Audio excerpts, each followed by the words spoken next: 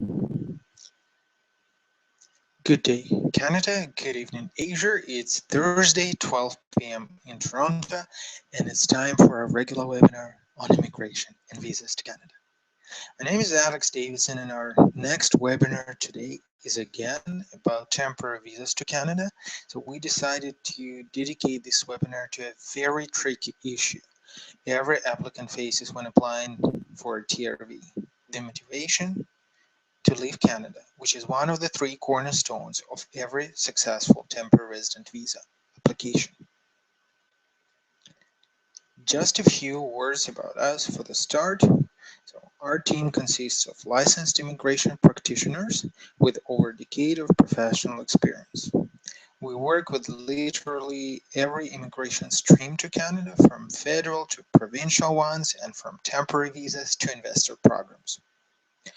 Every Thursday, we, with our colleagues from Visa Center in Bangladesh, prepare free educational webinars with the aim of raising awareness of non-licensed immigration representatives, simply cheaters and crooks who take money for illegal activities, and thanks to whom so many people in Bangladesh have dreams of Canada ruined. These webinars have one purpose: is to tell you about legal and easy ways of coming to Canada and avoid being cheated. So let us now talk about temporary visas.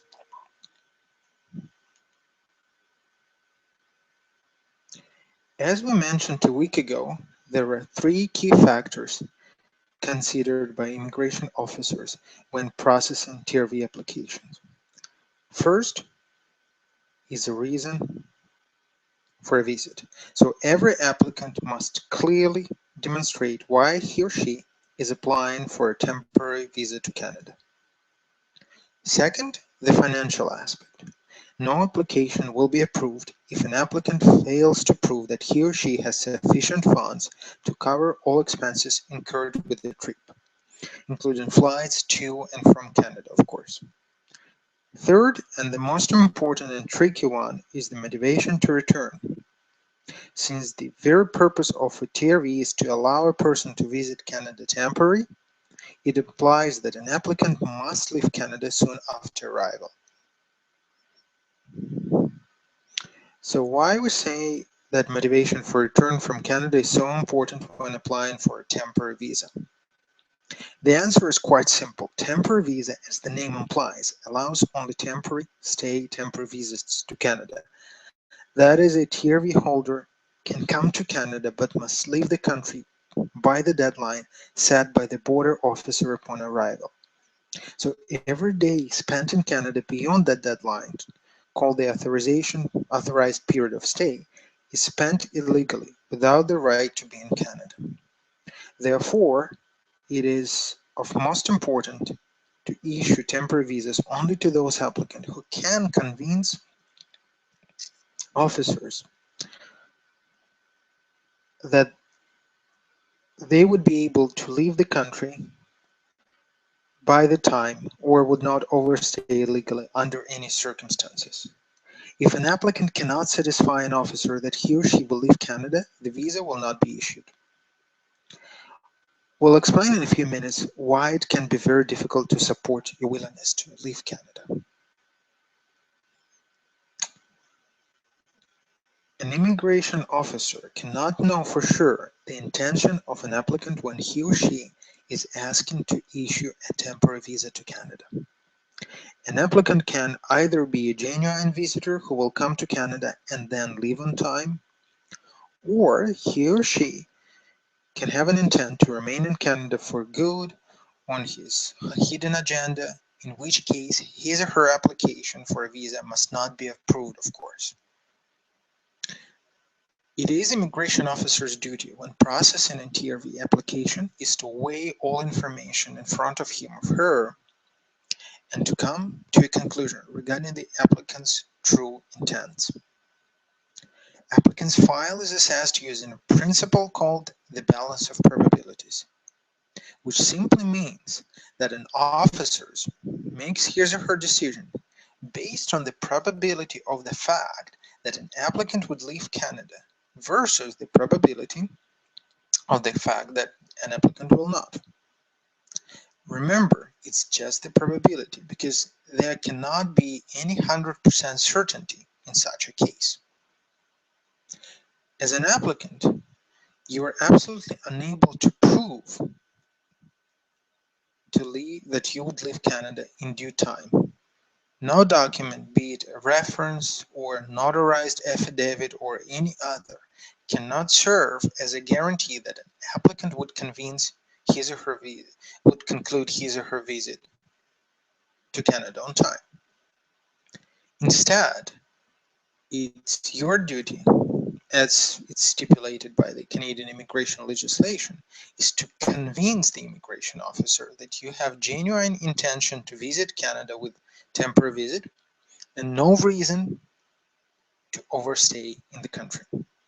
An officer, of course, in turn, is free to make his or her own decision based on everything he or she sees in front of him or her, including information in the application forms, supporting documents, and even information obtained from open sources. By open sources, yes, it could simply be Google. Everything you tell to Google about yourself could be checked and verified. If an officer decides that on a balance of probabilities you're likely to stay in Canada beyond the authorized period, your temporary resident visa application would not be approved. Here are the major factors considered by an officer: applicant's ties to Canada and applicant's ties to his or her home country. So every TRV applicant in this model is a person choosing between staying in home country or in Canada. And an officer's duty here is to estimate, as accurately as it's possible, of course, which country the particular applicant would probably prefer. In this model, the term ties to country is used. If ties to home country are much stronger than ties to Canada, then the applicant would likely be approved. Otherwise, it will be rejected because Canada does not welcome people with potential to stay illegally. Now we came to the most tricky part of it all. What are those ties to home country and how they are to be shown? Basically, that will make an applicant to return home after visiting Canada is considered ties to home country. Let me give you a few examples. The relatives. If an applicant relatives, if an applicant leaves relatives behind, family ties obviously become ties to home country. The closer the relatives, the stronger the ties. Conclusion: it is not always reasonable to apply for temporary visa for the entire family all at once. Typical example: an applicant goes, or two spouses go to Canada for vacations, and they take 3-4 kids with them. Zero home ties, zero close relatives at home are left. So on a balance of probabilities, such a family might stay in Canada versus, for example, Asia. Elderly relatives are to be specially mentioned.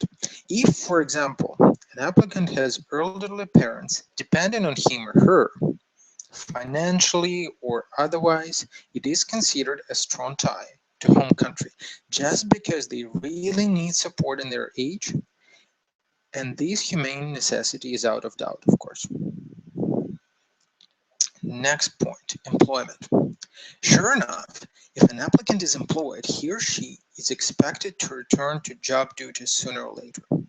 Therefore, profitably employed candidate has more chances to have his or her, of course, application to be approved than an applicant with low income employment, let alone an unemployed one. Similarly, when an applicant demonstrates that he or she has been employed for a long time, it speaks in favor of his or her intention to return to the home country and continue the employment. Pretty simple, right? An unemployed person asking for a visit to Canada for a couple of days will probably be rejected simply because there is not enough ties to demonstrate that such a person would genuinely be a visitor to Canada and would be able to return back home after the authorized period of stay. Likewise, own company or proprietorship tells an officer that the applicant will likely return to continue the business rather than stay in Canada and abandon it. And again, active, long-standing, and profitable business means much more in this context than a newly established one or a business that generates low income or the one that requires no or little management effort on place from its owner. Real property or real estate is also considered a factor contributing to the applicant's decision to come home. Usually, real property means just that, an applicant's home or place of residence where he or she is living permanently with close family. Not all real estates are equals. In this context, owning some land or a garage or a warehouse may not be deemed strong enough tie to a home country, of course. The last point is commitments. Such commitments as ongoing studies is also a very good factor to mention. Indeed, if an applicant is a third-year student in good standing, looking forward to graduate from the university next year, it is somehow natural to assume that the studies will be resumed and completed after an applicant returns from Canada, especially if the visit is scheduled during vacations. Now, another example of strong tie to home country is, guess what? Pension. Not all applicants are young and proactive, of course. Some are nearing their pension age. If this is the case, it is a good idea to mention in the application cover letter because if an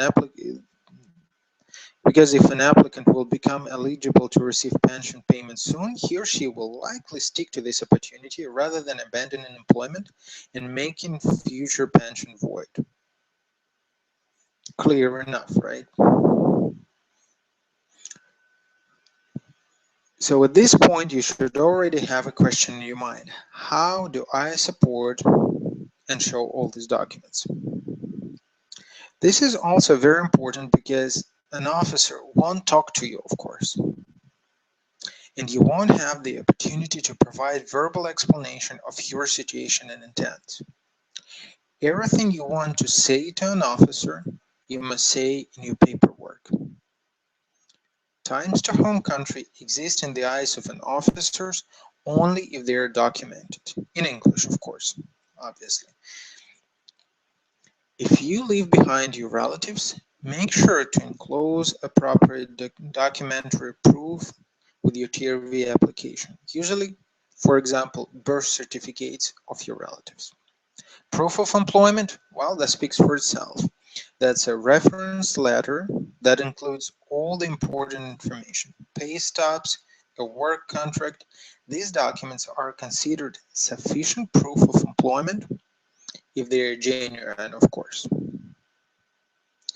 If you wish to deliver more information to an officer, include in the cover letter. It's a good idea to draft one and to write to an officer everything that speaks in your favor. And if you were, like, for example, if you were talking to him or to her in person. And of course, remember, even though there is an official checklist of documents to be included with the TRV application, this checklist only guarantees that the application is complete and will be accepted. If you want it not only to be processed but also to be approved, in most cases you will have to enclose more documents than required by the checklist.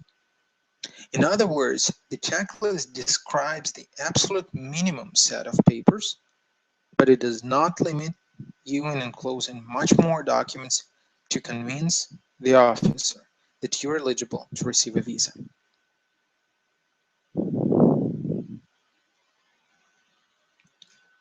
Our story will not be complete without mentioning ties to Canada, of course.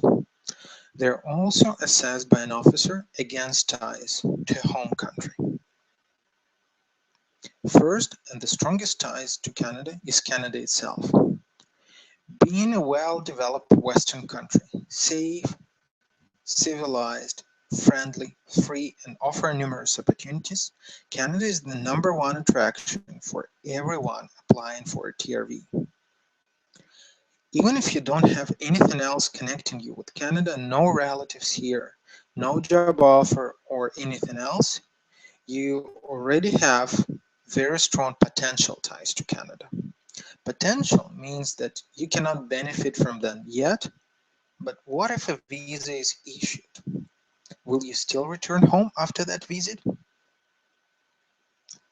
Other ties to Canada usually include relatives and potential employment.